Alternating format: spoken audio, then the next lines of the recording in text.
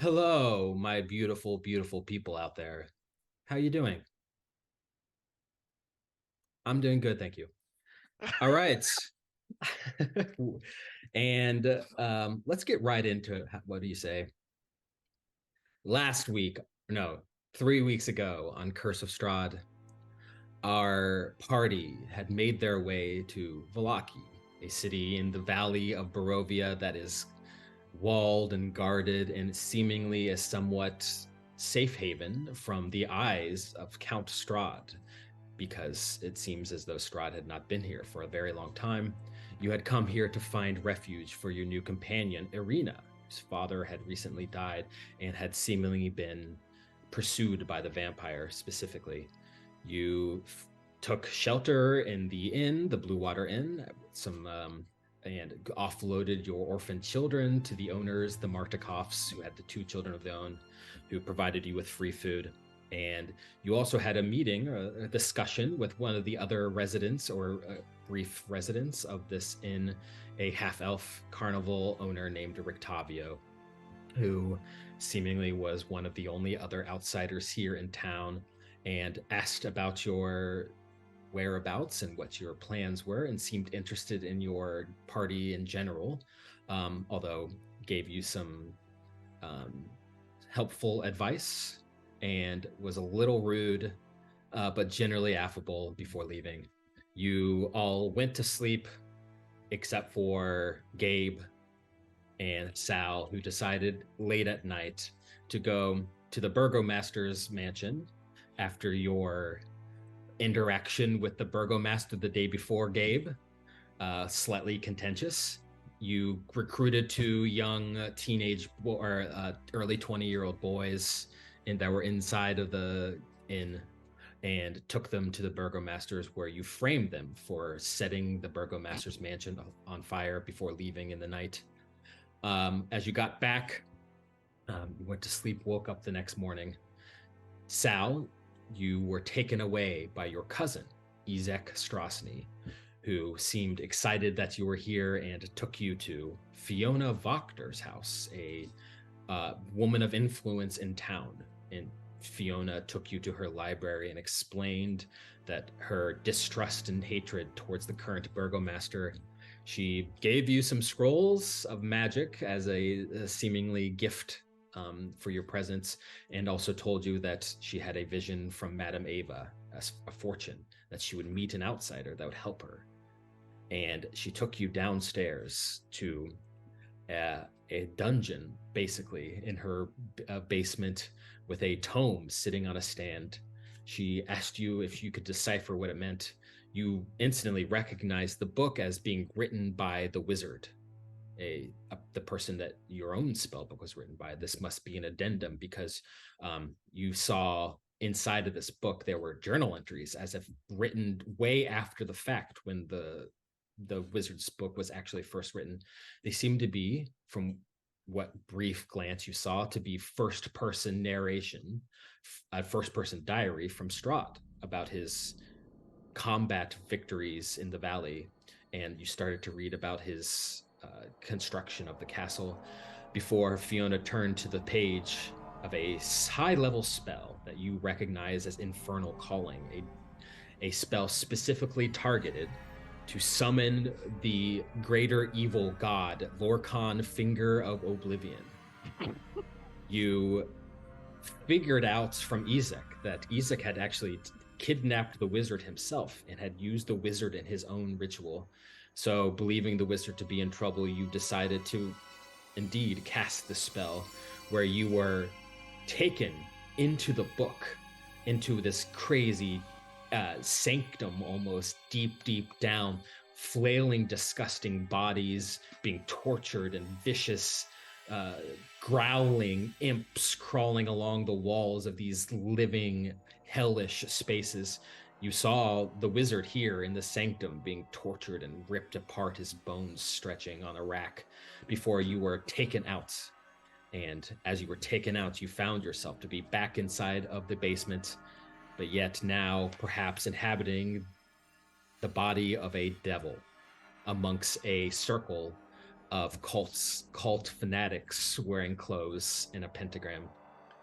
Meanwhile, the rest of you went to the church of Saint Andral in Vallaki, knowing it to be a place of hallowed sanctuary ground, perhaps a place you could leave Irina to be safe. When you took her there, you found that it indeed was a hallowed ground, a very righteous religious place, but that spell had been broken because the bones of the Saint Andral, which were housed in the church, had been taken by your friend Bill, the teenage kid that you had befriended in town and had briefly saved in the Burgomasters. Seems like he is somewhat a vagabond of some sort, and he had stolen it and given it to the local coffin maker. It seems like the coffin maker had given him money to give these bones to him. So you went to the coffin maker, accosted him. He seemed scared, but you went to his upstairs attic to find coffins laid out. Inside of the coffins, you found sensed powerful undead vampire spawn. But you found the bones with Richard, a quick-fingered. You snatched this little bag full of the bones from inside of the coffin, and you all fled, not before turning some of the undead and abjuring the others. As you fled outside, the one remaining vampire spawn pursued and started devouring one of the citizens. But you looked up in the middle of the square to find Irina standing alone in the middle of the square, the rest of the people vacating, because across from her you saw a giant black horse with flames coming from its mane, and on the back a tall, regal man wearing all black, who has stepped forward towards Irina. Gabe ran forward, yelling Irina's names, while Petra and Richard shots at this figure, hitting it, injuring it in some regard. But Irina fled into Gabe's arms, this man not pursuing, not lashing out, not attacking you, but instead getting back on his horse and flying away. And as we pick up, we're at a little bit of a crossroads about what Sal is happening far away from the other group. But we'll have to wait because I need the other two. I need Gabe and Richard to roll initiative. Ooh. Holy moly. Cool. 24. 8. Hell yeah. Okay, so can you see this map? Yes. Oh wow. Yeah. Oh yeah. Damn. Okay, so let me clear the turn order. Now, this is a map of Vallaki. The Vallaki town square, in fact. Let's see. As you can see, in the middle of the town square, there are two. Hold on, let me quickly.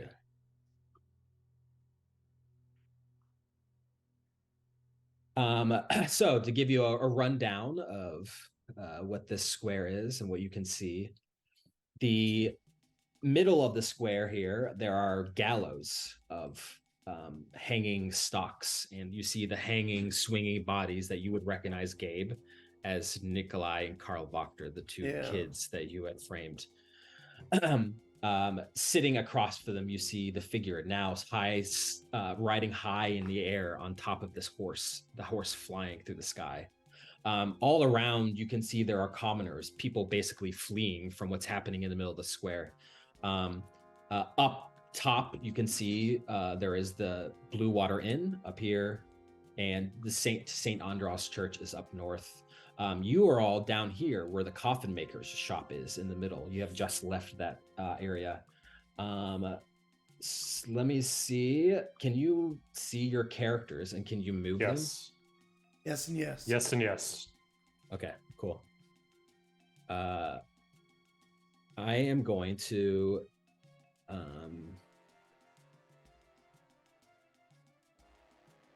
Gabe, what was your 8? 8. And Richard? 24. Classic. So pretty same. Pretty even. Ooh, a nat Okay. 20. That is Petra, Nice. Classic Petra. but you actually still go first.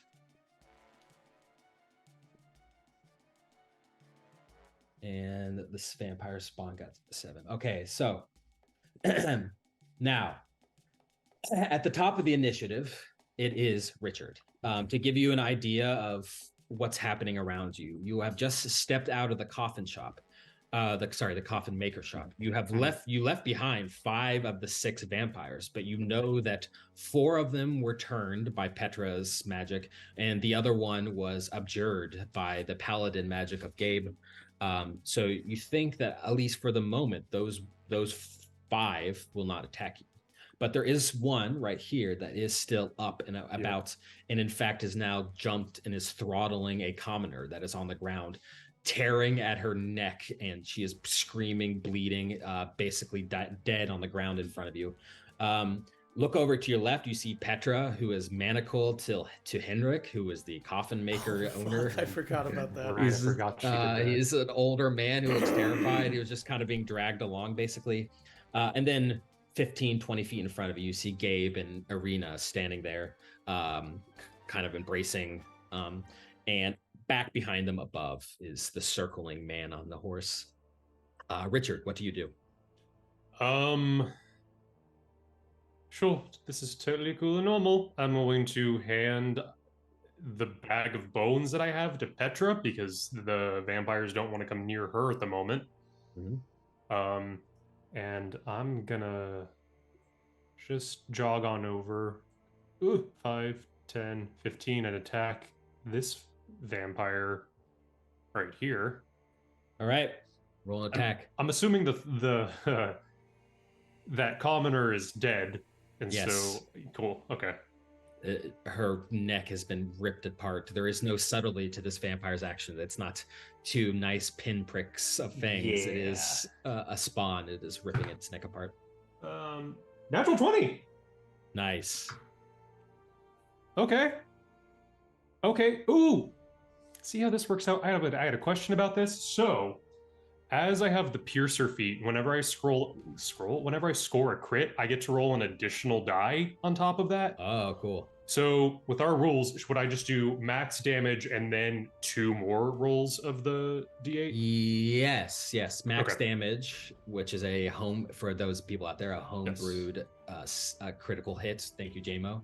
The crit, instead of, sometimes you just roll 2 1s on your damage dice for a critical hit. So instead, one of the dice is crit or is max damage, and then you just roll the other 2. Yeah, so I'm gonna roll 2 D8s and then 2 more D6. Jeez Louise. So it's 8 plus 4. That's a 1, but I'm gonna re-roll that as a part of my piercer feat. That's what 8. Yes. So 8, 16, 20. So 24 right off the bat, plus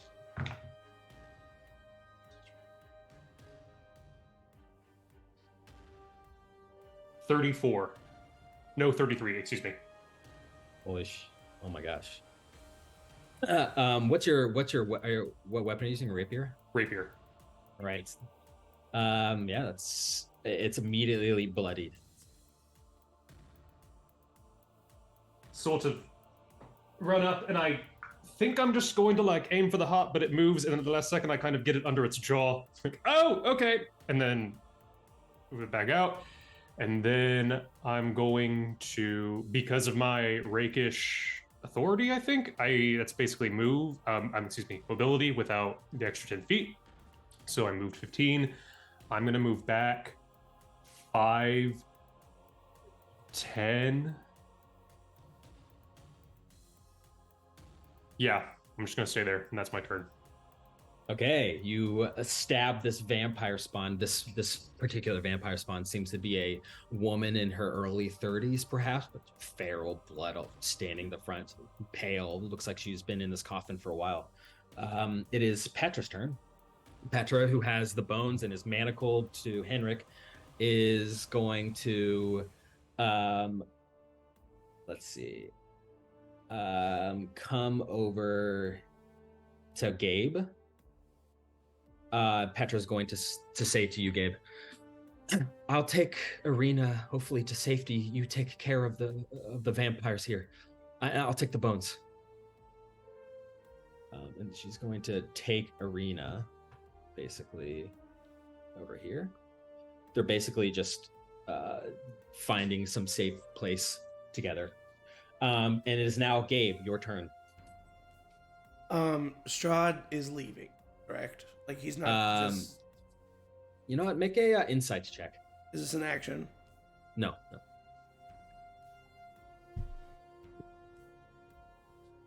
Not good. 6. Yes. Oh, yeah. You find it weird that he didn't try to like stop Arena from fleeing to you and just immediately left and is not attacking you. But seems like he's about to leave. Okay. Yeah, I mean, I would think that the most immediate threat is the vampire spawn. So, I'm going to use. Unfortunately, I'm 40. I'm 40 feet away, so I have to use my action to dash to run up on it. And as I am running towards it, I will use my bonus action to cast Hunter's Mark. Nice, cool. All right, That'll be my turn. you have Hunter's marked it. All right, next up are the vampires. First of all, you see barreling out the front door of the coffin maker shop, you see 4 vampire spawns. They are feral. They're almost clambering over each other to try to get out. But when they get into the street, they look up and they see Petra, and they turn and they just start fleeing down the road. Now, down this road that they're fleeing, you can see there are 3 guards kind of protecting these 2 citizens.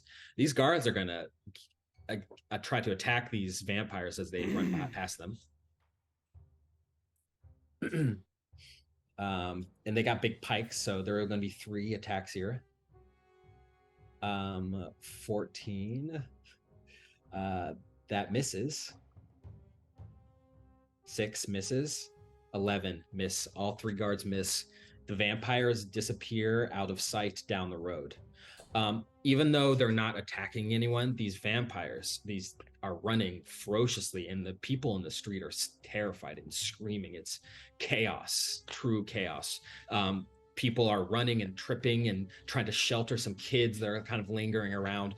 It is not a pleasant place to be. The final remaining vampire spawn is going to attack you, Gabe. Bring it. It's got 2 attacks. Reaches out with its claws. 12 to hit. Misses. And then it is going to attack again with its claws. 15 to hit. Misses. All right. It's scraping your skin, but it's just not quite enough to pierce you or do any damage. Its fangs bared at you. Next up, the commoners are going to start fleeing and getting out of here. The ones down there, the ones down here, and up to the top all disappear. These ones over here to the right, instead of fleeing, these people make their way over here. And Gabe, you see this man kind of comes up to you. He is older, but he's got a silver beard and silvered hair. And he kind of looks at you as you're fighting in the middle of fighting this vampire. And he says, "You need any help there?" All the help I can get, my friend. Good. Where's your 4th, the wizard? Good question. You don't know. No. Interesting. And then he turns and looks over at Petra, who's just across from this little fountain. And he says, "Hey there, little lady. Looks like you've got something that's not yours, and I'd like to have it back." And he kind of looks at you, and he kind of has this weird snarl to his mouth, and he drops to all 4s, and you see him shake his head, and then looks up to the sky, and he begins to transform sickening transformation. You can hear his bones cracking as they splinter and reshape and reform into this elongated lupine form. Where once was a man, you see sprouting from the skin gray, silvered fur. His clothes are destroyed. The two men behind him are also turned, changing into what you see now to be their true form, werewolves. And they all turn to Petra, and you can tell that they are all looking at the bones that are sitting in Petra's hands. And they descend upon her like packs. What? It's not very helpful. Sal. Oh, God. You are sitting in the basement of the Wachter mansion. It is... Make a Arcana check. Let's see if you can figure out what's happening here.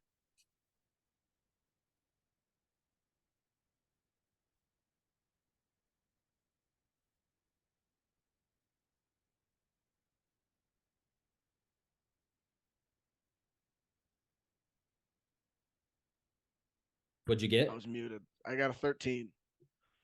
Okay. And then I was commenting about how ripped my avatar is in the battle. Nice. You are ripped. Okay.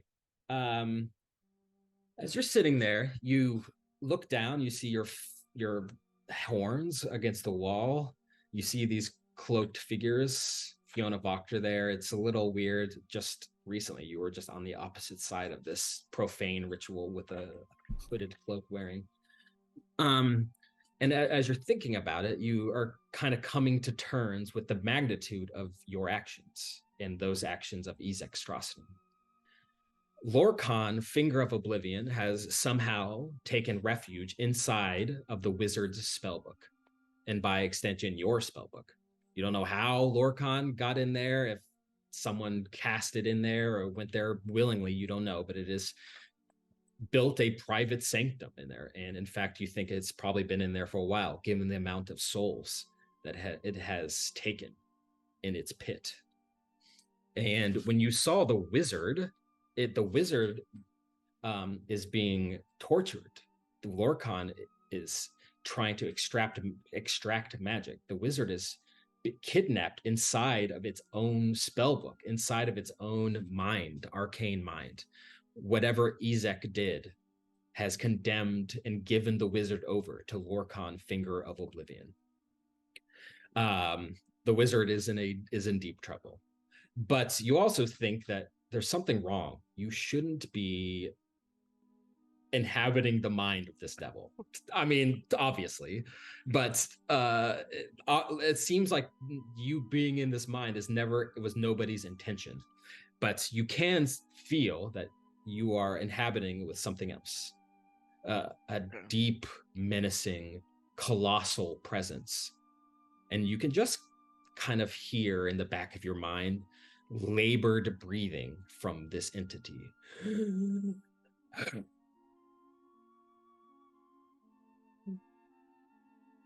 So we finally meet, Sal.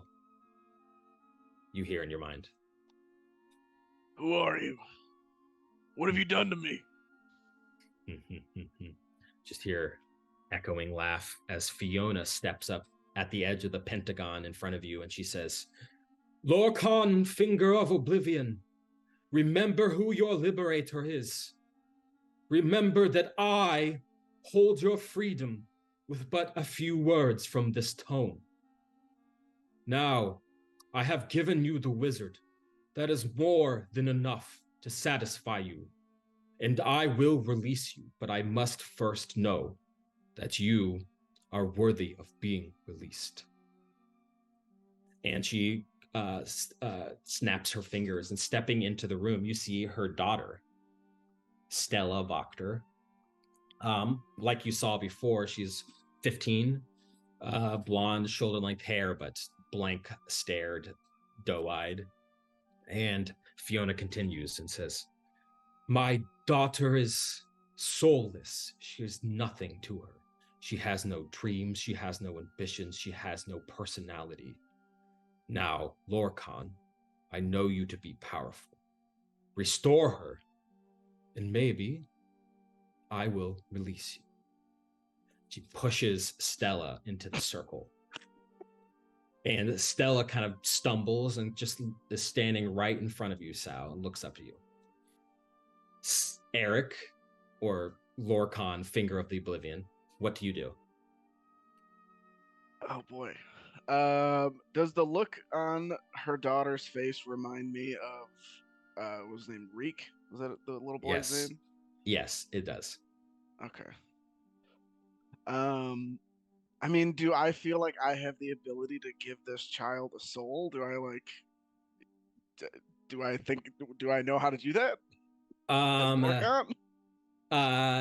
You know what? Make a wisdom saving throw. And do I still have disadvantage from the pie? You know what's funny is that you're trapped in a devil's body, but all you can think about is pie.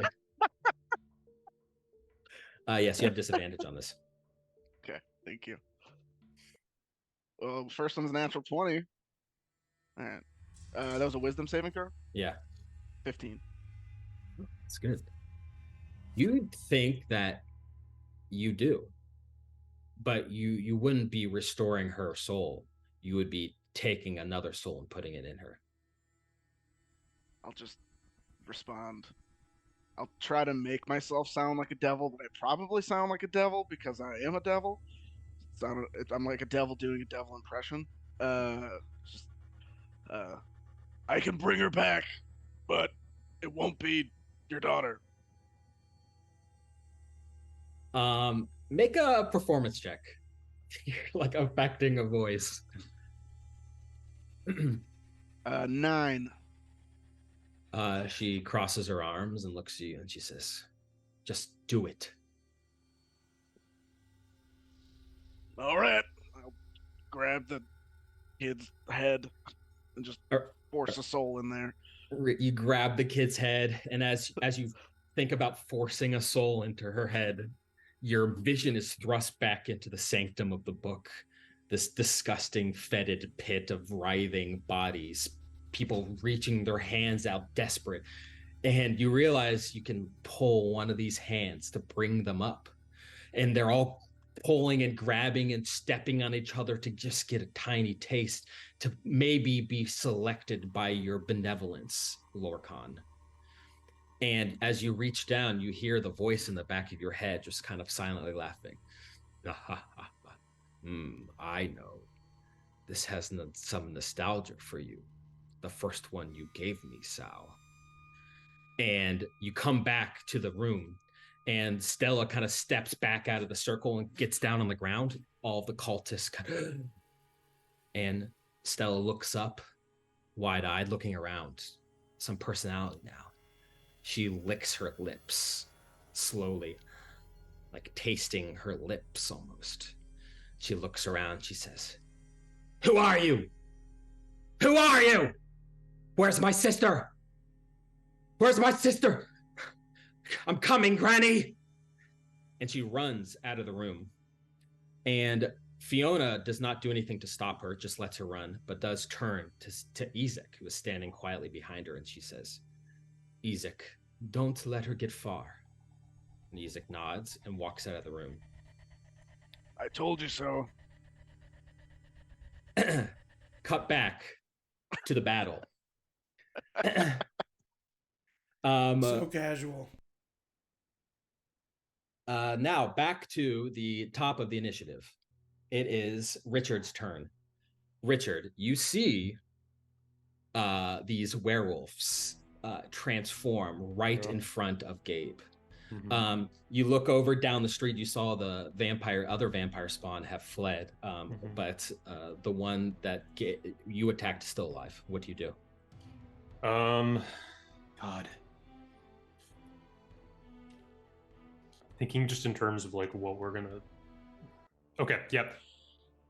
I mean, Lizard Brain says this thing is attacking Gabe. So I'm gonna run up to the vampire spawn and attack it. All right. 12. Misses. Okay. That's pretty much my turn. It was 5, 10 feet. I'm going to go... I made an attack so I can still move away. 20, 25, 30, just so that they can't totally swarm Petra. Okay. It's my turn. You turn over to Petra. Petra looks to you and then looks to you, Gabe, and she says, "Werewolves. You have to be careful. Your weapons won't do anything. They must be silvered." Damn it. And Petra hands you a silvered dagger, Richard. Oh! Have you had this the entire time? Yes. Damn And it. then she is going to take out her maul, walk up to which you see as she pulls out is silvered, and it walks up to the werewolf and is going to attack. Hey, twins. I also rolled a 6. Misses. Swings wildly, but doesn't hit this transformed giant werewolf. After Petra's turn, meanwhile, you see the man on his horse flies north into the air, out of sight. Irina is going to come over here and use the help action with Gabe. And it is your turn, Gabe.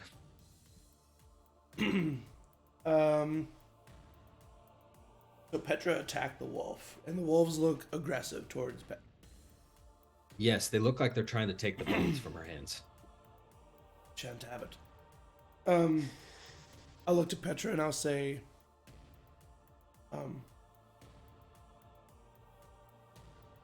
I don't need silvered weapons. I'm gonna swing my axe around my head and just chop right at the werewolf's head at advantage with the help action. Yep. That is a... Oh, still not great. It's a 10 plus 5, 15. Against the werewolf, that hits. Okay, and then I'm going to pump a Divine Smite into this.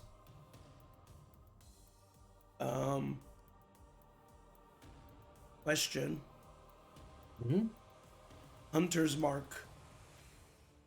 What type of damage do you think that is?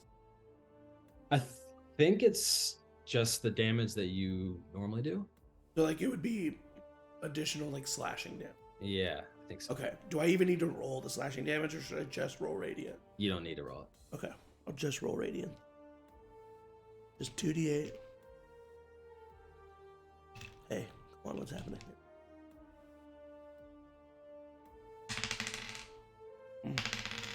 Oh my god, 4. Okay. When you attack, you immediately see what Petra's saying, that your blade cuts into the werewolf, but its regenerative properties immediately negated. But the flash of your radiant singes and burns it. Kind of looks to you a little enticed almost by the thrill of the hunt. Anything else? No, that's it, unfortunately. Okay. It is now the vampire's turn. Actually, sorry. Yep. I apologize. Since I realized that my Hunter's Mark's not doing anything, I'm going to use my bonus action. It's like pissed off, and I touch my axe and I cast Thunderous Smite on it. Ooh, That'll end my nice. Cool. Okay. The vampire is going to attack you twice. Gabe, again. Bring it. Its claws. Natural 1. 14. 14 misses. Misses. These guards are going to come up, and they're all going to try to help. They're going to kind of dash around.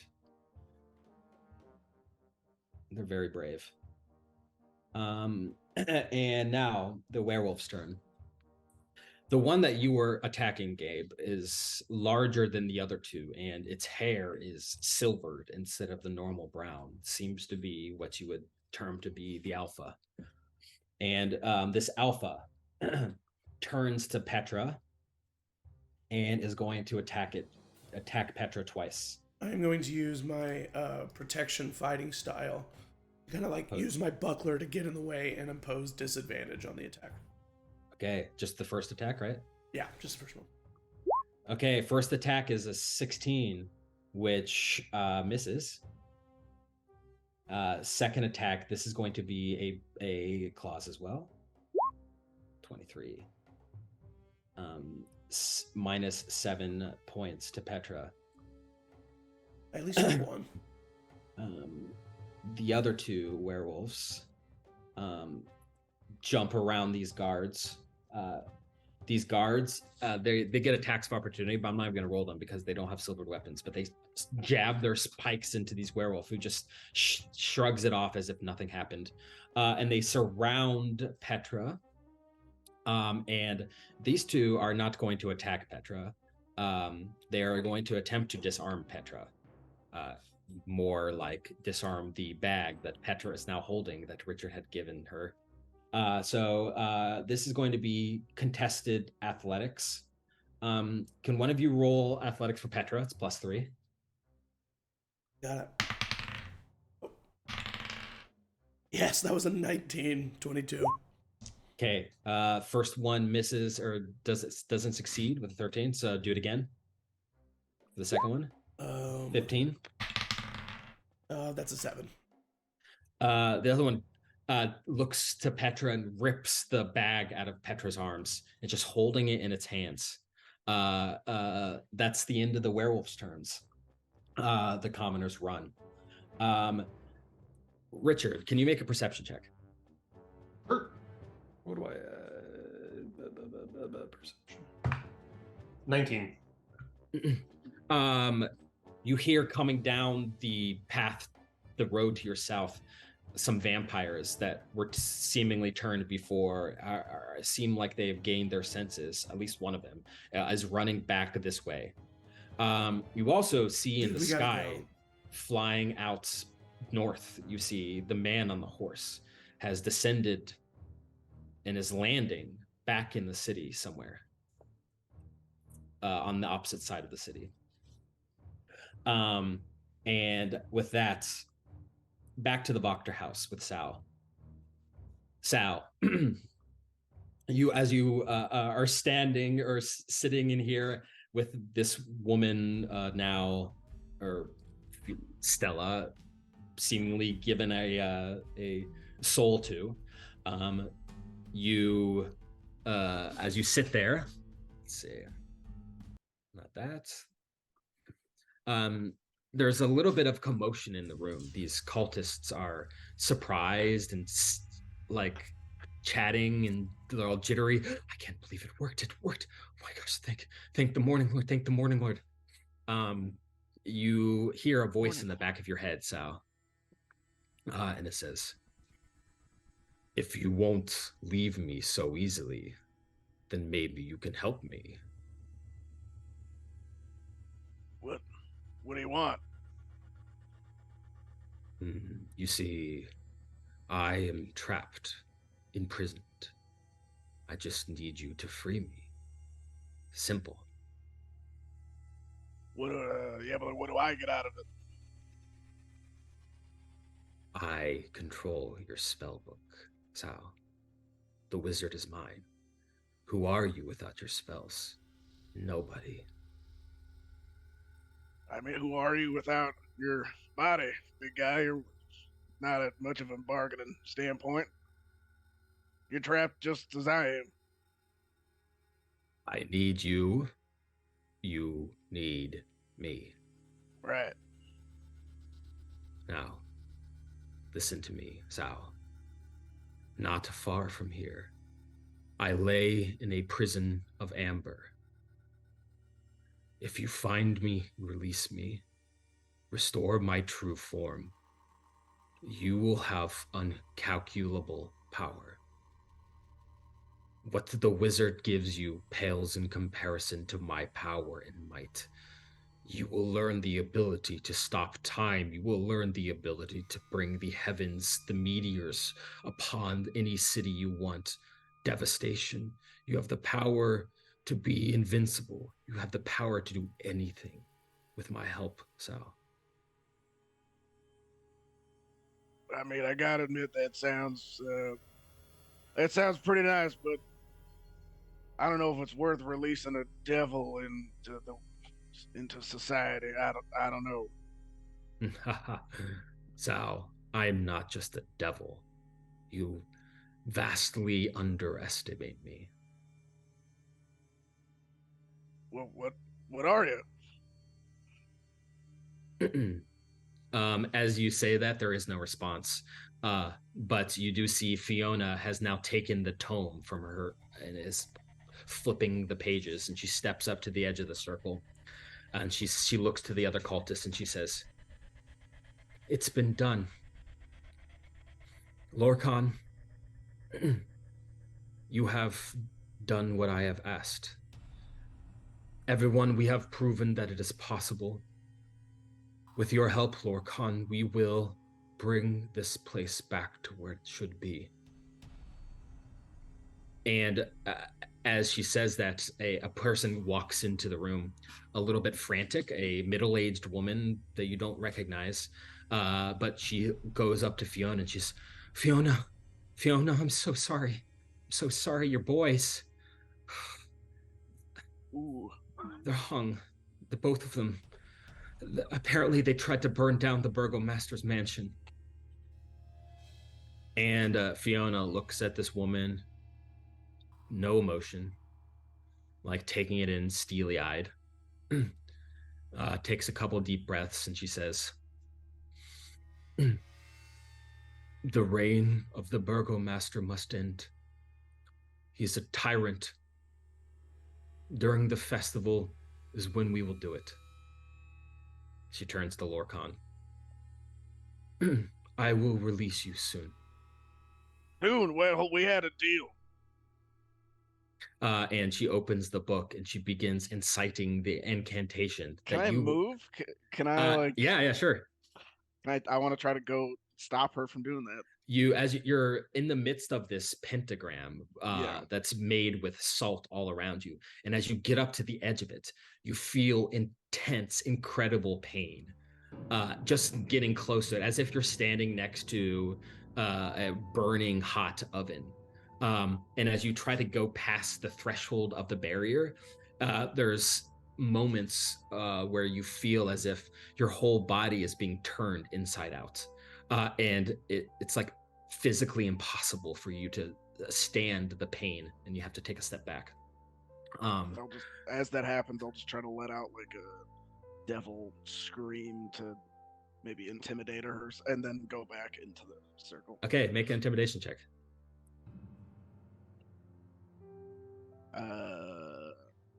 Dirty 20. You scream. Some of the cultists look up in shock, and they're chittering around. And Fiona takes the book out and begins to recite this incantation that you recognize as Infernal Calling, the spell. She's kind of stumbling over the words, clearly not as adept at as you, but seemingly your spell casting has shown her the way. And suddenly everything goes black. And you open your eyes, you're back in the sanctum in the book. But this time, you're the one on the rack. You look to your side, your arms stretched out, tied. You look and you see your arm bone protruding from your arm, snapped in half. You're almost in shock. You can look down, your feet are being gnarled and nibbled at by these laughing, smiling imps. You feel the incredible heat all around you. You look down, you're suspended 20 feet up from the writhing set of bodies all around. Look to your left, you see the wizard. Same fate as you, sitting there. He looks to you weary, barely able to open his eyes. It looks like he has been here for a while. What do you do? Well, first I fucking screamed for like a while. It's terrifying. And then I guess after I calm down, is the wizard like awake or is he? Yeah. Oh my god. Uh, I tried to help you. He looks to you, barely able to even keep his eyes open. And he nods and he says, I know. This isn't your fault. And as he says that, an imp with this big smile that takes up the entirety of its face, just look at every movement it makes, no matter what it's doing, his head is always turned in your direction, looking at you. Sometimes 90 degrees, sometimes the full 180. But it kind of gets up onto this wizard, and it takes this big syringe, this huge, like medicinal syringe, full of this liquid, and puts it right into his chest, and starts extracting something. And then you look down and you see there's a commotion down in the pit of bodies. And squirming its way up from the bottom, you see Linguini, desperately trying to break or get out of the reach of all of these people down there. But it eventually breaks free and then latches onto the hem of your pants and just pulls you. And you've come free from your restraints, and you're suddenly down in the bodies. It's disgusting, and you're a little disoriented, and it's sweaty, and you feel the fingers and the hands in your face and your mouth and on your body. And then suddenly it's darkness, and you wake up, and you're no longer in the sanctum. You're in the real world. You look down, and you see your human body. Linguini, my boy. You're in a bedroom, a nicely adorned Victorian bedroom, laying in a bed that is with a four-cornered canopy bed next to a nice dresser. Sitting next to you in a chair, you see Izek Strasny. And as you wake up, he goes, Sal, you're awake. Oh, wasn't that incredible? Holy shit, yeah, that... You could have warned me. You could have told me that would have happened. It's incredible. So I'm just a little bit jealous of your headgear. I feel like I would just... My what? My what? You look down and reach up to feel that the horns on your head have not gone away. Sweet. And he goes, I just got this arm. Holds up his demonic arm. How does it look? Incredible, man. I knew... perseverance is key. We failed so many times, but look at us now. Look at us now. Yeah, look at us now. It's almost over. I think Fiona has proven that it works with your help, and I think we're finally going to do it. I think, Sal, I think we're going to live forever. Yeah, I mean, I believe it. Yeah, are we allowed to like leave? Are we allowed to like go? You should rest. Leave, you should rest. I feel great. Do you happen to have any pie? Oh, pie. You always had a sweet tooth, Sal. Maybe I can ask. More of a meat pie kind of guy now. Meat pie. Interesting. Oh yeah, I can go ask someone. You know, do you know those old ladies who were selling pies? I can't say. I don't know if they came here. I don't. Best pies. Best pies. Oh wow, yeah. A recommendation from Sal is a recommendation I'll take to heart. Yeah, you don't have any of those pies, right? Not that I know of, but hey, for you, Sal, I'll get you a meat pie. No worry. Can I make a? No, never mind. Yeah, thank you. He kind of stands up. You hear shouting and a little bit of commotion out of the window. He goes, "Hey, Sal, just 1 second. Let me go check on this." And he leaves the room, leaves you to yourself. There is a window. You can check it if you want it. Yeah. What you said there was a commotion outside the window? Yeah. Yeah, I'll well, look out the window. You look out the window. You realize the commotion is not just outside of your window. It is everywhere in the city. There are people screaming, running down the streets. They're running from something. The guards are mobilizing, also running. Ezek opens the door and he goes, Sal, looks like there's something in the square. Yeah, I'd say so, Ezek. Stay here. I'll be right back. And I'll be right here, buddy. He heads out. Thank you. All right. Trying to see if you can cast spells through your Find Familiar, or can I reach out to see if Linguini is here? Yeah, Linguini is seated at like a little stool next to you, just chilling. My God, I'll give him. I don't know how you pet a bird. I don't know like a bird, whatever birds. Yeah, I'll give little scritches. Cast spell range touch. Oh, never mind. All right, that won't work. Is the window open? You can open it. Yeah, I'll open the window. Open the window. And am I on the what floor am I on? First floor. This is perfect. Like a guest in. You can assume from where you are that you're in Fiona Voctor's house. Then I'm gone into the night. Okay. Are you just running? Are you going anywhere in particular? Well, I knew they were going to the church, right? Yeah. So I'll head towards the church. Got it. You run down the church. You're almost kind of running in the opposite direction as most people as they make their way down.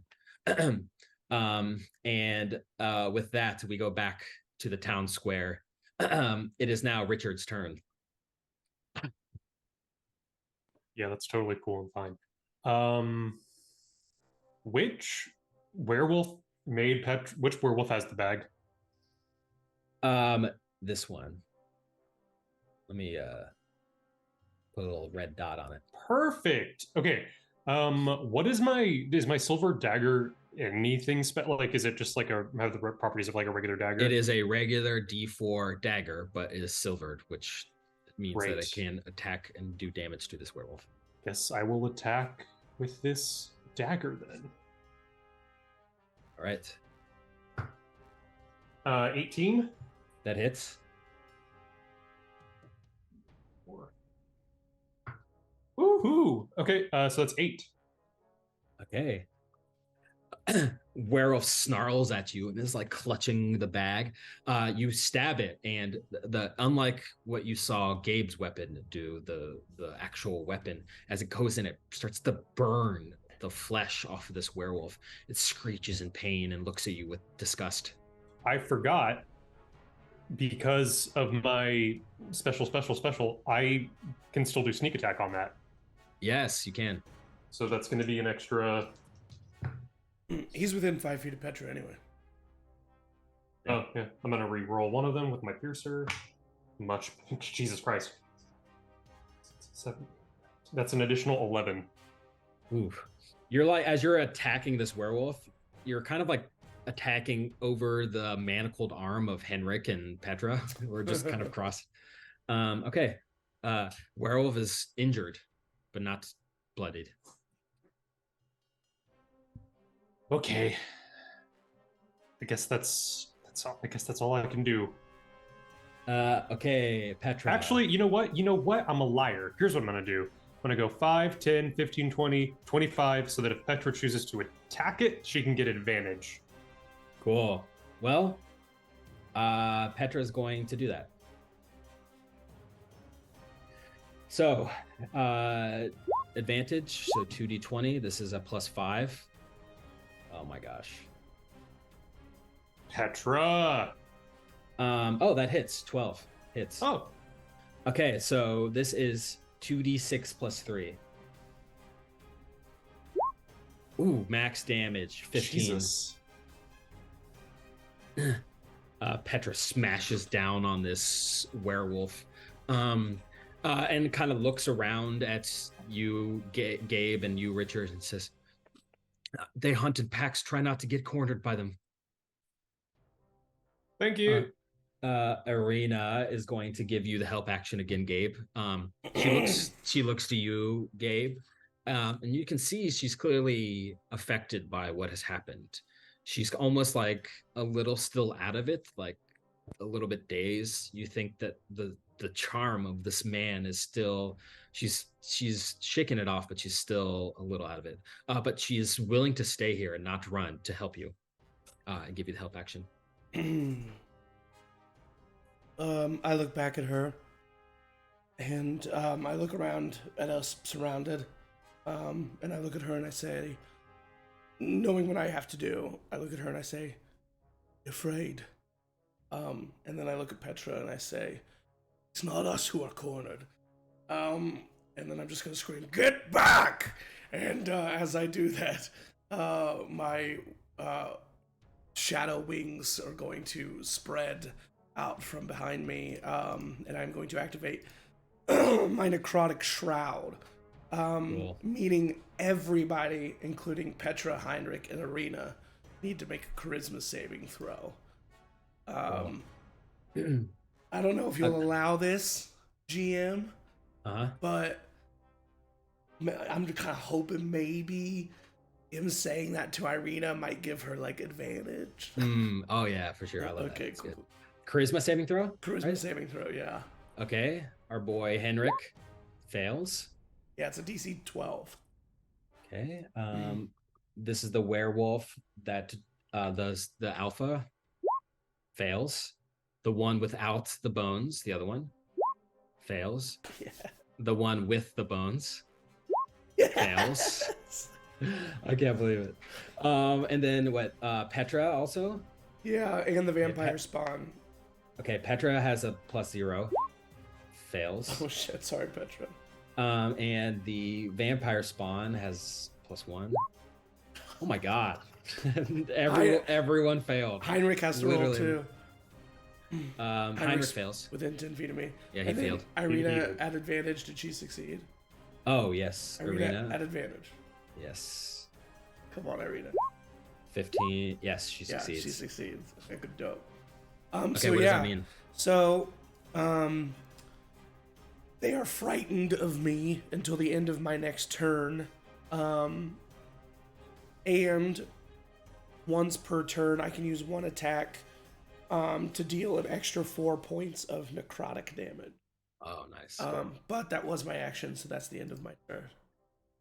Okay, I'm gonna put these little blue dots on these frightened guys, which is absolutely everyone. I can't believe how I rolled consistently so bad.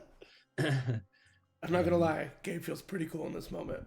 Zach doesn't feel cool because of his voice cracking, but Gabe feels very cool. Your wings unfurl. The guards that are there look up in complete awe and shock. I mean, they were confused by the werewolves, and now it's getting a little bit. Henrik is just crumpled to the ground in terror. He was a timid man before, but as he's an unwitting participant, Petra looks to you and almost kind of looks past you, Gabe. There's looks scared, but it seems like something else is on Petra's mind. Okay. That's any movement, Gabe? No, I'm staying right there. Okay. So the vampire spawn, it's frightened. It's frightened. So it does have to move, or does it just have disadvantage on attacks? It does not have to run away. It just can't. I think it's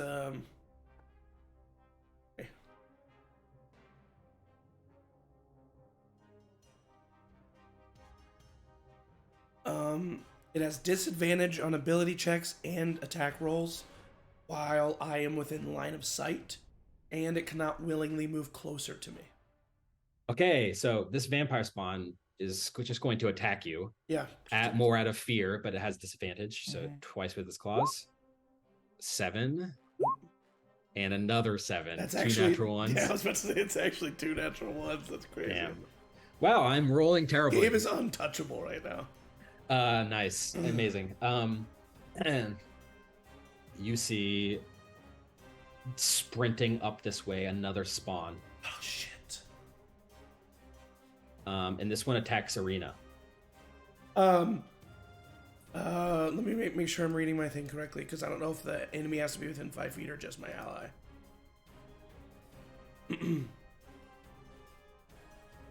And a creature you see attacks a target other than you within 5 feet. So I'm going to impose disadvantage on this. Got it. All right, so first attack, 10 misses. That helps. That disadvantage helped. Second one, normal. Hits. Just like last time. And it is not going to deal damage to Irina. It is just going to grab her. Fuck. It kind of pulls her. She screams and just kind of pulls her a little bit. And is actually is going to stay there with her grappled. These guards are, you know what? I'm going to quickly just make a wisdom saving. Oh shit. That was to determine if they're smart enough to realize that their pikes are not doing anything against these werewolves. And apparently they are smart enough. So they're going to attack. These two guards are going to attack the vampire instead. Ooh, 11 piercing to the vampire. Although as you as it strikes into the side of this vampire, you do see that this vampire is regenerating. It did regain some HP. Werewolf's turn. The alpha looks to you snarling, but almost whimpering.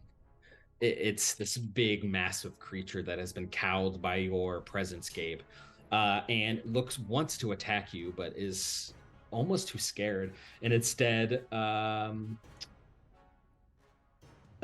is going to run. So Gabe and Petra and Richard all get attacks of opportunity. I use my reaction for protection. Would I? Yep. Okay. Yeah, it's running here. Yep. Yeah, 18 plus 6. 24. Okay, that hits. Petra does 12. I do 6 with my silver dagger. Nice. Just starts howling and runs. This one is going to attack you, Richard. Cool. But it does have disadvantage. 12 to hit. Misses. 20 to hit. Yeah, that totally hits. You take 10 slashing damage. Ah. And then Not the face. I know. The one that has the bones is going to dash. Heinrich gets an attack of opportunity.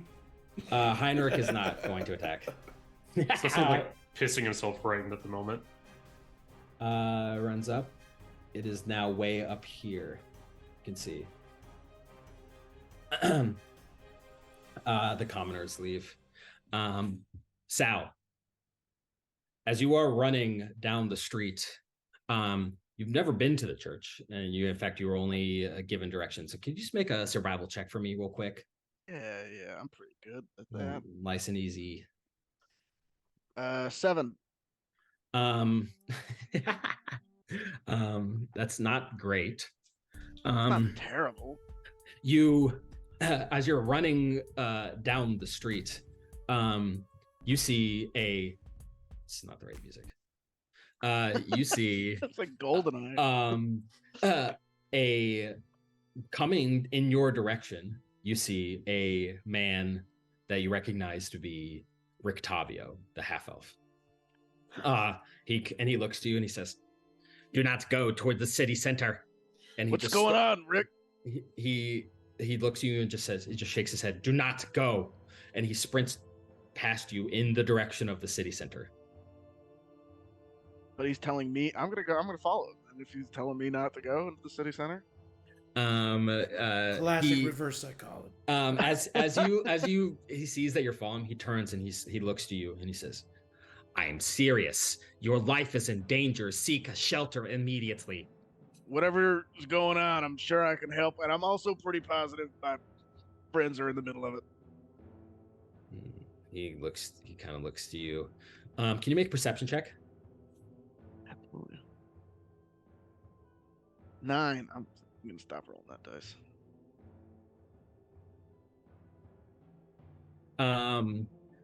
You don't notice at first, but Rictavio certainly does, and looks up to the sky. You see figure in the sky descending, landing up atop this giant blackened horse, flames coming from it, regal man, and he lands in the city just on the other side of a nearby building.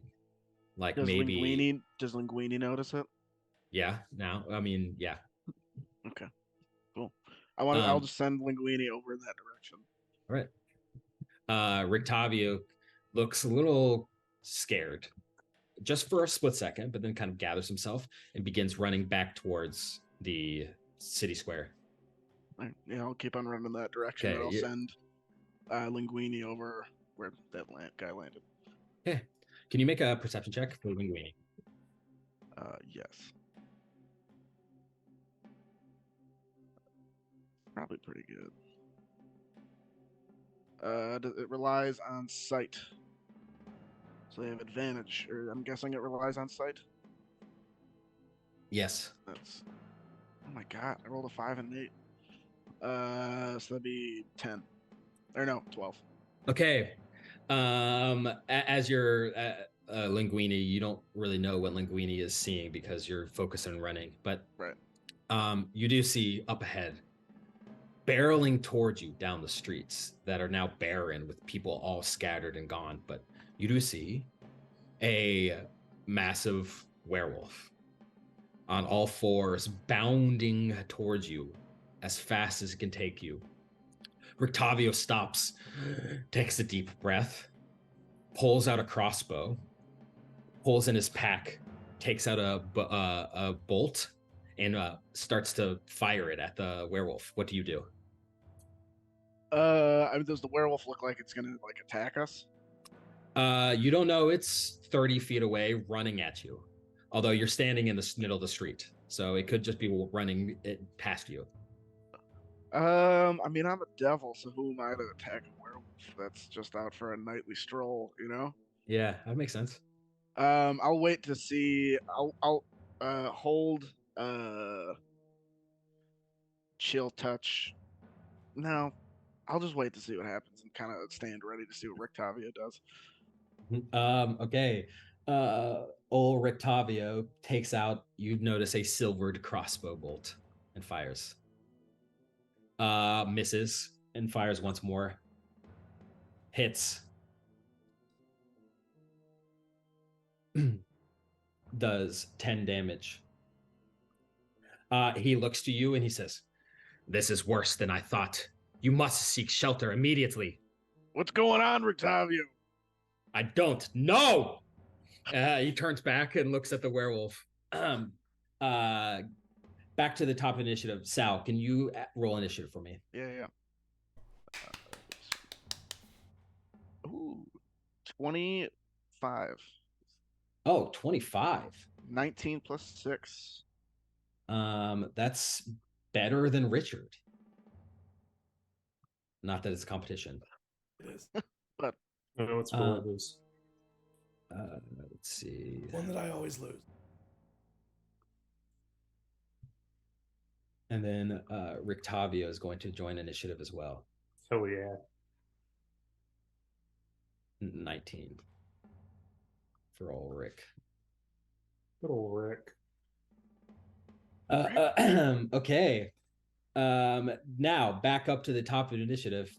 Right back to you, Sal. You are, if you look at the map, you're just off of this map. You're not right where the tokens are. The werewolf is where it is, but you're 30 feet past it. I mean, do I see like blood and carnage in the streets? Or You actually don't see much blood or carnage here, but it's clear that there was a huge, massive panic because all the festival decorations were kind of like hastily like discarded or thrown aside, and things are kicked over. It looks panicked and abandoned. Oh, God damn it! I'll cast frostbite at the werewolf, so it has to make a Constitution saving throw. Yeah. No problem. My DC 18? is 15, so I don't think Succeeds. anything happens. Nope, nothing happens. Okay, nothing happens. Nope. Any movement?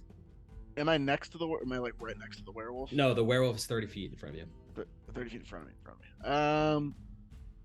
I'll just kind of stand there, but like hold my hands out at the werewolf, like Chris Pratt, Velociraptor style. Okay, cool. Richard, it is your turn. Okay, I'm going to use my bonus action disengage. And I'm going to go 5, 10, 15, 20, 25, 30. Just get there. And attack this vampire spawn that's grabbing Arena. Yep. 23. Hits. That is going to be, and I'm doing this with my rapier, by the way. Yep. It's max damage. That's 12 plus. I'm gonna re-roll one of these. 19.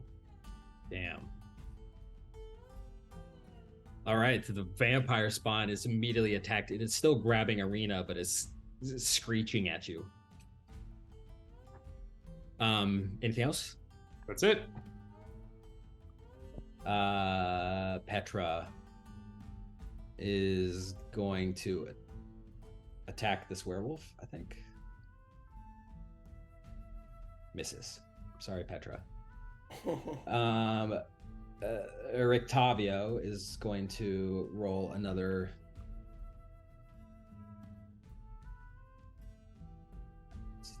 Does another 11 damage. Oops. To this werewolf. Avio's got. Oh. Rictavio's awesome.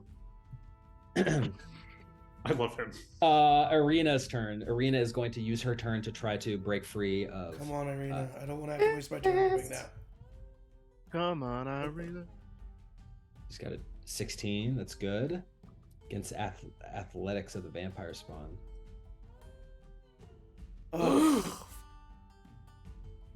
Not enough. Did you roll well for us, Matt? Gabe, it is your turn. Yeah, I mean, I want to just fucking attack somebody, but I'm gonna risk the attack of opportunity from that vampire spawn. Yeah, it has disadvantage, but it is going to try to attack you. Misses. Yeah. And I'm gonna waste my action. Is it my action to try to get her out of this vampire spawn? It is. Yeah, I'm gonna waste my action fucking doing that. Okay, make a athletics check. This is a contested rule. 15 plus, I think, 5. I rolled a 6. 8. So you're successful. That was 5 feet of movement. Can I like drag her at half speed? Yeah. Like, as much as I can. Okay, so that would be. You could just take her 15 more feet. Okay, so take her like there. Cool. Yeah. And then I'm gonna look at her. Yeah. And I'm gonna say, I really appreciate your help. You need to run and hide. We will find you. She nods, but although this vampire spawn is that you is going to attack you, this one is not afraid of you, so it's going to claw you. 19 to hit. I am going to, as I grab Arena and pull her, it reaches out to claw me, and I lift up my buckler and I squeeze it, and it expands out as I cast the shield spell. Cool, amazing. And it bounces off and misses, and I keep going. Perfect. I love that. Arena looks proud, and she looks to you to your advice, and she nods and she says, I'll go to the inn or the church. Make your way. The inn's closer. Make your way like in the alleys to the inn. She nods. And then that's the end of my turn, and I am regretful to say that at the end of my turn, they stop being frightened. Interesting. I did not know that. It's okay. And I didn't want to tell you because I didn't know if you'd keep them fuckers there. Yeah. Okay. It is now the vampire's turn. This one is going to attack you, Gabe. No longer frightened. once with its claws. 23 to hit. How much is shield? 5. It's exactly 23. Okay. It is actually going to not do damage. It's going to grapple Matt. you. And then I say with love. I say with love. And then with its second attack, instead of its claws, it is going to try to bite you. At advantage, right? Yes, at advantage. Let's see. Still a pretty high AC though. Yes. Damn it. 24. Yeah. Okay. You take 4 piercing. Okay. And 5 necrotic. I look at it as the venom pumps into me, and I kind of smile, and my skin kind of like blackness from my veins meets the blackness of his poison. I'm resistant to necrotic damage, so I'll take 2 points. Cool, nice. You're necrotic. It looks like it's disgusted by your blood. Kind of reels and hisses. And you look and feel your neck, blood marks, and Arena eyes wide. Your neck bleeding from this vampire bite. Richard, this one is going to attack you twice. Nice. Do I I genuinely don't know, and I'm being a little teacher. We have homework here, but does anything happen with my max HP on that bite? It does. Your max HP is reduced by 2. 25 to hit, Richard. Of course it hits. This one is just going to attack you. It does 8 slashing. Cool. And it's going to attack you again. 23 to hit. Yeah, of course. 8 more slashing. Nice. Yeah. Nice. How bad are you right now? I'm not great. I'm pretty bloody. I'll rush to you next.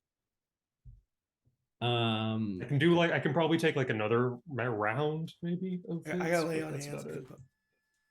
Okay. These guards kind of come up behind this vampire and are begin to attack it. This vampire that attacked you, Gabe, is looking very injured, but still alive. Werewolf's turn. This werewolf, Sal, that is running towards you, dashes past you.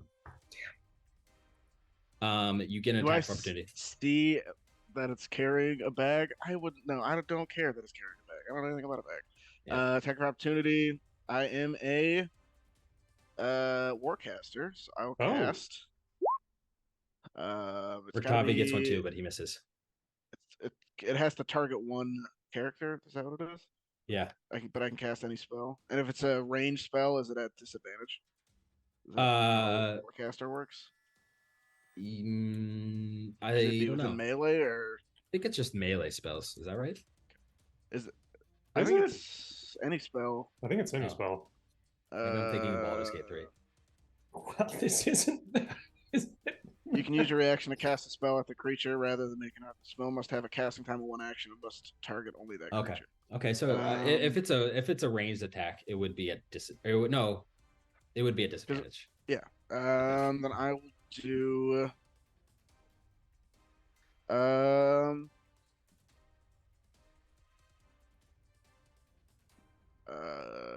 Chill touch.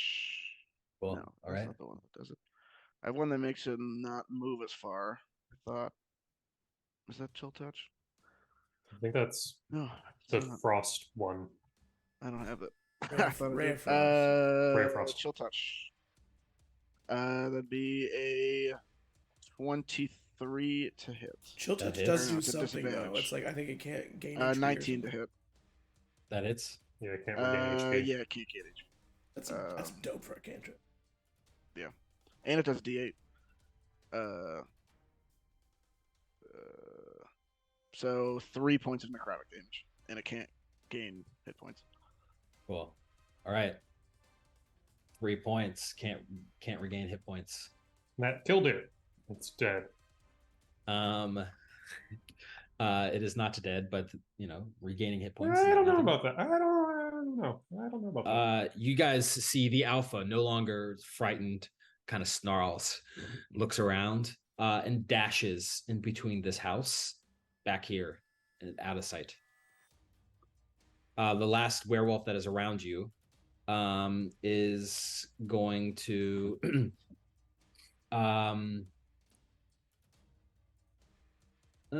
it is going to no, it's gonna dash. Petra gets an attack. Natural one. He's doing some kind of secret command where it forces an outcome. It is gonna run here. This guy is off the map. All right, Sal. It is your turn. You have just missed with your attack. You are basically where you can see yourself on the map. You are 30 feet past it. Or wait, last turn you moved. I did move. You didn't move. No. Okay, so Rictavio is like actually right here, but you are 30 feet behind him. Right up next to a second werewolf. I don't know what the hell that werewolf's problem was, but I'll just keep on moving forward. And what that werewolf's problem was. What do I see when I move 30 feet forward? I'm right behind Rictavio, you said? So I'm gonna say with 30 feet forward, you're right here in this square. Well, I mean, you can move right up to melee range with this werewolf if you want, or a Is that another werewolf? It is. There's another one that is run. Well, then I will cast a chromatic orb like as I'm running up to it. Okay, cool. And I'll do lightning damage. I don't know why I don't see chromatic orb. I love. Pretty good. Dirty 20. It's 3d8 lightning damage. And I rolled 2 8s and a 1, so 17. Nice. Ooh, that's a decent amount. The werewolf is now bloodied. And then I'll stay. So I'm not in melee range, but Rictavio is of that werewolf. Okay. All right. I'll say you're like right there. Yeah.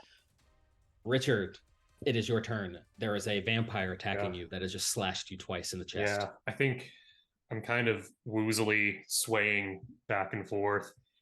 I smile and there's some blood in my teeth. You look like shit. I'm going to attack with my rapier.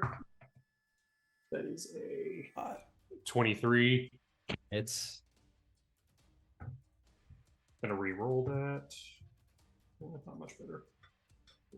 8 plus. God damn. Absolute shit. 15. nice.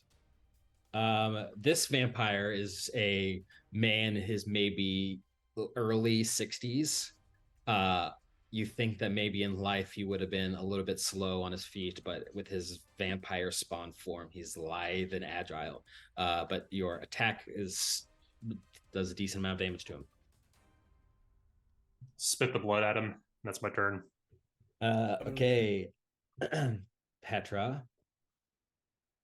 I don't know. What's Petra going to do? What do you think Petra's... Does anyone need health? No. Yeah. Yeah, Richard does. Okay. Petra is going to cast a spell on you. I guess. Nice one. Cure wounds. Rhyme with first move. Yeah, cure wounds. Nice. So you get +7 to that. Or no, wait. What? She rolled an 8. 12 total. Ah. Lovely. Henrik is just being dragged behind Petra. Rictavio, Sal, you see Rictavio. It's kind of like almost like hobbling along. He's like he almost like reverts to like an old man for some reason, because he's like a spry half elf, but then suddenly he's like kind of bends over and he pulls out a cane and twists the knob on the cane, and a silvered blade comes out the end of it. and he is going to attack this werewolf with his cane.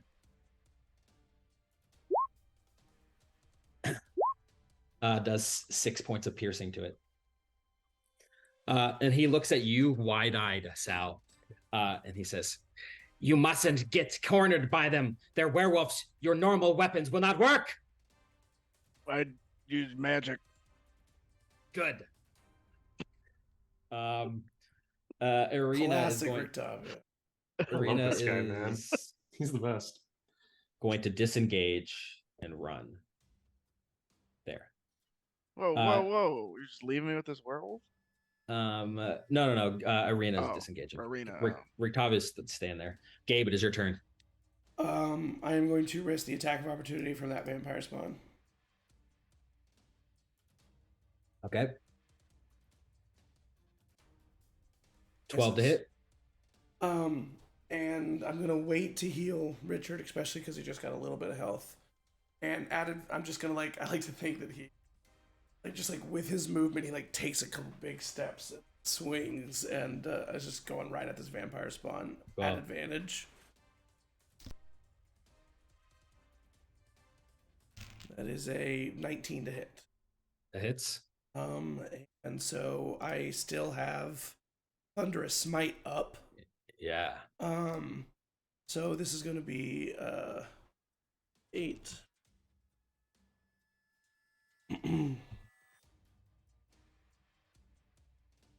Okay. It needs to make a strength saving throw. All right. 15. 15 succeeds. He does take a total of do I need to slashing damage? Yes, please. Okay. So he takes 7 points of slashing damage. And then 8 points of thunder damage. Plus 4 points of necrotic damage. And yeah, he succeeded on the strength saving throw. So right, your swinging sword makes this vampire reel in pain.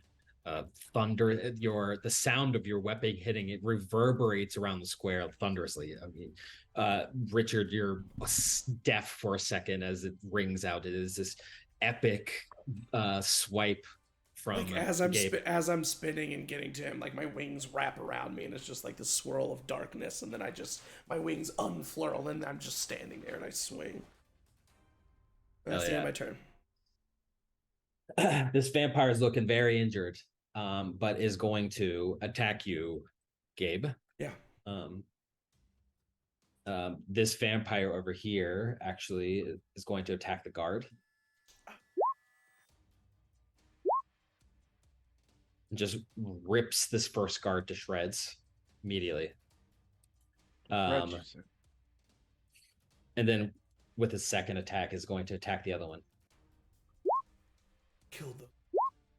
Ooh, this one survived.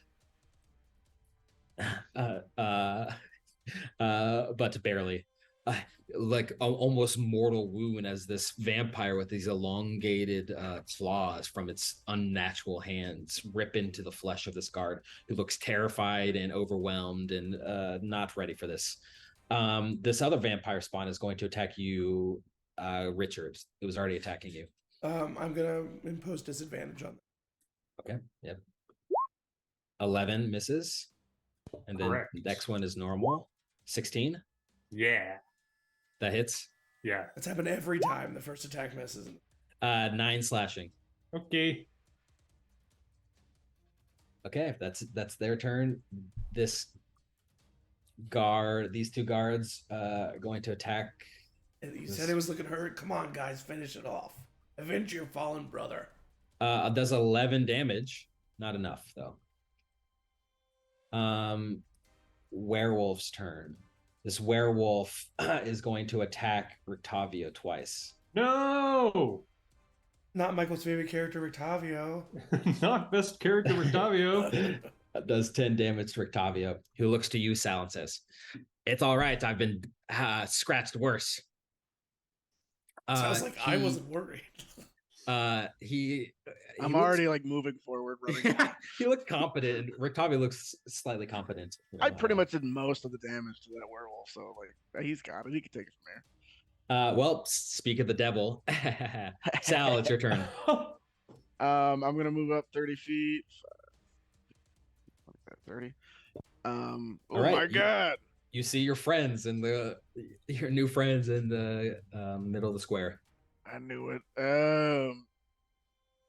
Do I have line of sight on the vampire spawn by those two guards? If I wanted to do like scorching ray, or would it have cover?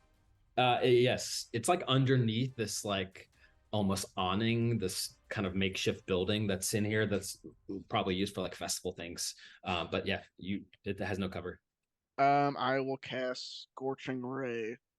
In that case, as I still have my book. I'm assuming. Yeah. It didn't ask. Okay. I'll pull it out and flip to the page and hold my hand out, shooting all 3 rays. Can you make a wisdom saving throw for me? No. Yep. At disadvantage. Yes. Not good either one. 8. As you open your tome to cast the spell, your fingers trying to find the spell, scorching ray, scorching ray, scorching ray. Suddenly the words on the page don't make sense. They're kind of all jumbled. You look up and you see sitting on the shoulders of these 2 guards next to this vampire, off in the distance, you see these imps, the smiles, and you hear a slight voice in your head kind of silently laughing. And there's almost, as you look down, you look at the page and you realize that now that you're not casting scorching ray, you're casting fireball. No! Can you roll 8d6 for me? Oh no, Eric, you idiot! Where was this being cast at? Not on us. Right here. I didn't get enough. Does not affect any of you, but these 2 guards are incinerated. Well, it depends ash. on your damage. They're dead. It's 86. Yeah, I mean, you'd have to roll really, really Ones. badly. You would have to roll straight ones. Here we go. 8d6. I mean, honestly, not. I rolled 3 ones. So 3, 5, 9, 13, 16. I was gonna attempt to save 19 points. That's honestly not bad. 19? Yeah. Oh, okay. So actually, this guard could live if he succeeds. No. That's Roll the 4. At Gabe and Richard, as you're fighting, there's suddenly this massive fireball that erupts in the middle of the town. The blast coming right up to your face, Gabe. And when the smoke clears, the vampire and the 2 guards are just incinerated. Sal, you hear see where a it came voice. from? You look over and see Sal standing Like, there. I would be like shocked looking at my hand With horns on your head. with horns. He looks a little different. Yeah. Did I just lose a lot of blood, or does Sal have horns now? I don't know if that's our friend Sal. Sal, you hear a voice in the back of your head. Don't say I never gave you anything. And you look down and you realize the spell Fireball is in your spell book now. What the fuck? At level We're 5th level. Or 4th level. Bonus action, Sal? Just cry. I don't know. I'm really sad that I killed those guards. I was trying to help them. That was. All right, no, I'm done. That's it. Richard, it's your turn. I think 1 more vampire spawn here. Yeah, just going to attack with my rapier. I think Sal Right. might have leveled You have up. advantage? Oh, nice. Thank God. Do you get 3rd level spells at level 5? 17. No. Hits? At level 5. Yeah, I'm saying I think you leveled up. Which means we better level up. God damn it. I'm like, Feels good to be a D&D player. I'll reroll this one. Way fucking better. Okay. 4, 5, 6, 7. On Richard. I'm so bad at basic math. I don't know what's wrong with me. It's D&D, Very man. hard. There's It's a lot very of hard. pressure. to do. 19. 19 damage. Yeah. The vampire spawn, you stab it, and it looks at you for a second. This old man, suddenly his eyes soften in almost like recognition instead of the feral intensity that had been displayed before. Takes a deep breath, and then turns into ash and smoke in front of you. Dead.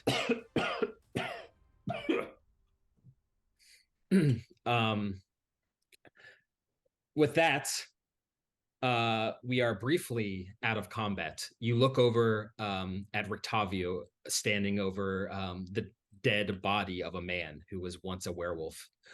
What do you do? Do those guards look completely like there's no way I could heal them?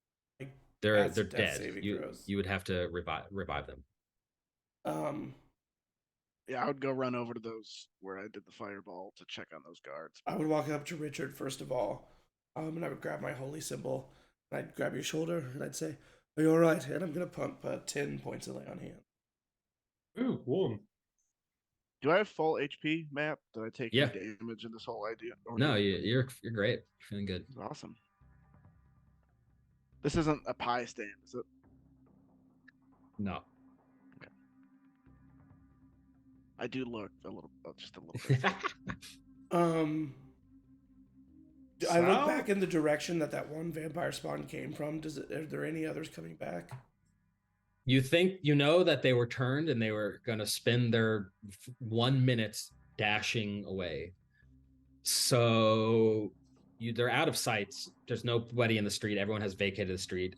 They're probably far down the road, if anything. Arena, I don't know if we're done with this yet. You should make your way into the Blue Water Inn. She nods and she heads over towards the inn and disappears inside. Who are you? I'm gonna like walk up to Salvatore, like axe out. It's me. I look a little different, but as far as I can tell, it's me. Whoa. I'm going to use my last divine sense to see if he is a celestial fiend or undead. Okay. Not a celestial. Not an undead. Your friend Sal is pinging mad fiend. You are not my friend. Hey, listen, I got a story to tell, but as of right this moment, I have a sound mind. An hour ago, I was a devil. Still might be.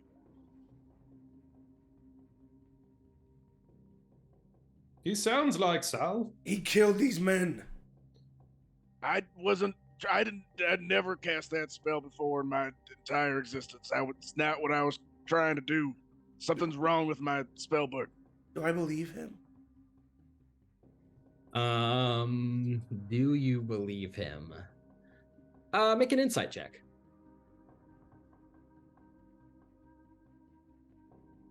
Make a persuasion check, Sal.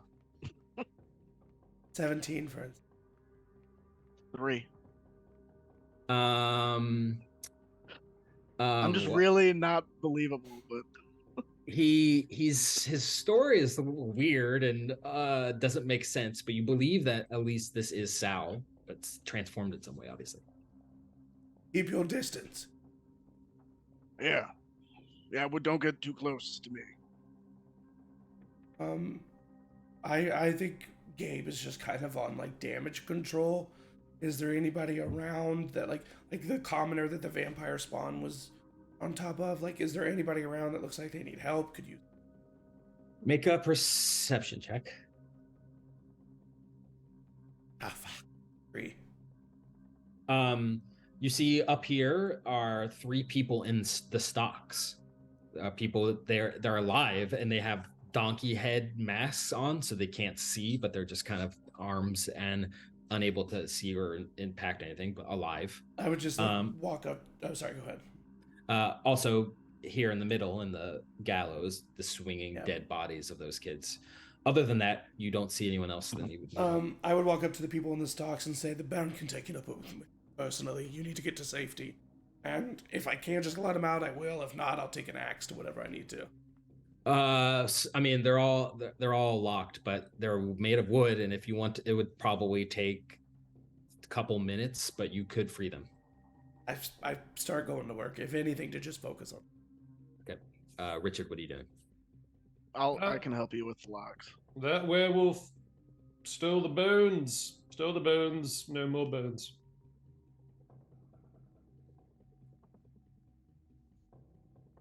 What?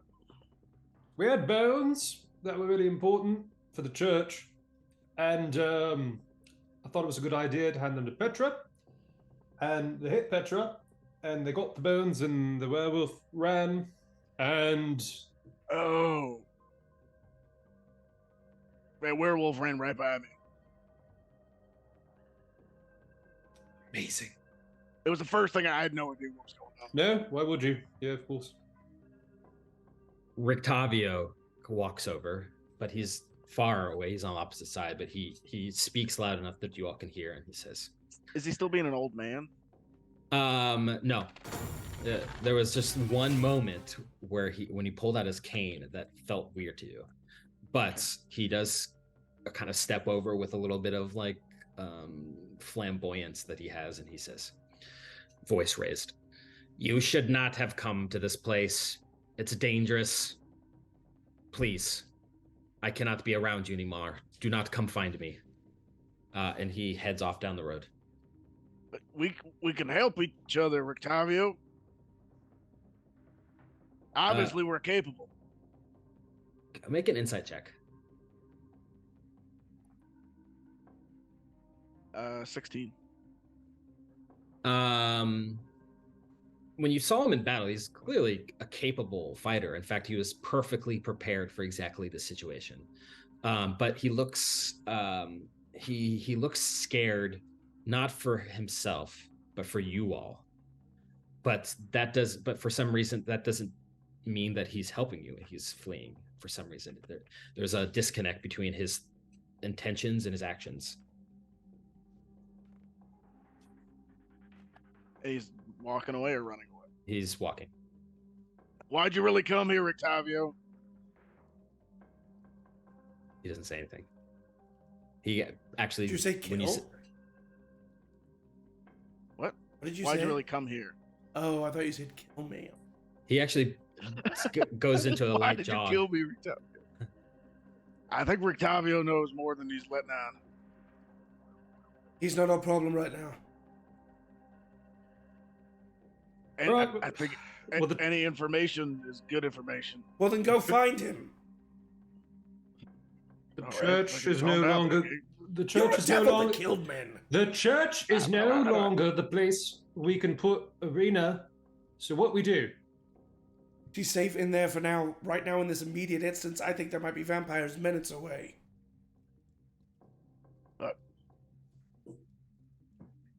Sal, you feel Linguini reaching out to you mentally, trying to tell you something. I'll try to connect to him if he's in 100 feet, and my eyes will go red. You feel Linguini right on the edge of the 100 feet, but you do see that Linguini is flying outside of the Church of St. Andros down the street. The two massive doors are open. I'm saying this out loud. Okay, you're like narrating it. Nice. Yeah. Cool. As you see, Linguini seems afraid to go inside, but you can see it does kind of fly into the doors to get a better look. And you see the place is empty. Nobody in any of the pews, no one anywhere around. The priest is not there, but there is a person here. Sitting at the front of the altar, you see this man, tall, black clothes wearing man, and he is just sitting contemplative at the foot of the altar with the bag of bones in his hand. To his left, you see another younger man wearing nothing, completely stark naked, a little hairy, but wearing nothing. This man carrying the bones stands up, takes a deep breath, and he speaks. You don't think he's speaking to Linguini, but he does seem to catch Linguini's eyes as Linguini sits in the rafters of this church for a second. And he says, "My dear Tatiana, you will be mine this time." And you see the bag and its contents go up and are incinerated instantly in ash smoke. And he stands up and he turns to this other man and he says, "You have done good today. You may go." Man nods and runs out naked.